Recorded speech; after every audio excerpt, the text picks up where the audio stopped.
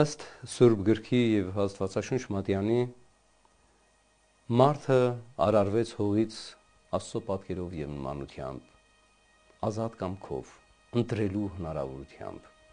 եւ դրվեց փափկության դրախտում։ Մարդը ստրկանում է միայն մեղքից հետո, այսինքն իր աստվածային ազատությունը ենթարկում է հրեշտակի իշխանությանը, ընկած հրեշտակի իշխանությանը, այն է սատանայի, եւ ինքը գերեվարվում է։ Ստրկությունը հարիր չէ մեր հոգուն, որովհետեւ այն աստվածադիր չէ։ Ամեն մի անձ, որը կամա եւ ակամա հայտնվել է մի իրադրության մեջ,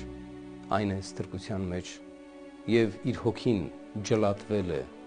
իր անձը մաշվել է եւ նա զգացել է կարոտը իր հայրենիքի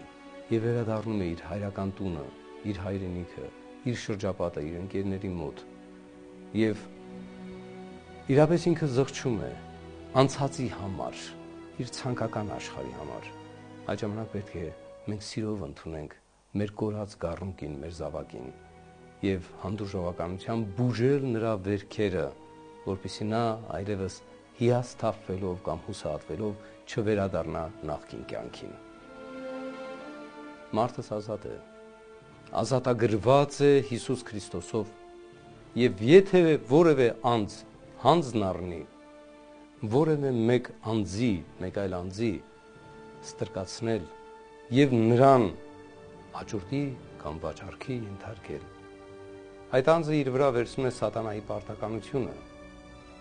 որովհետեւ միայն սատանան էր, որ Քրիստոսի արյունով գնված անձին կարող է տանել դժոխք մեղքի պատճառով։ Կարծում եմ շատ դժվար պիտի լինի նրա հոգևոր պատասխանը Աստծո առաջ, կամ արդյոք կլինի պատասխան։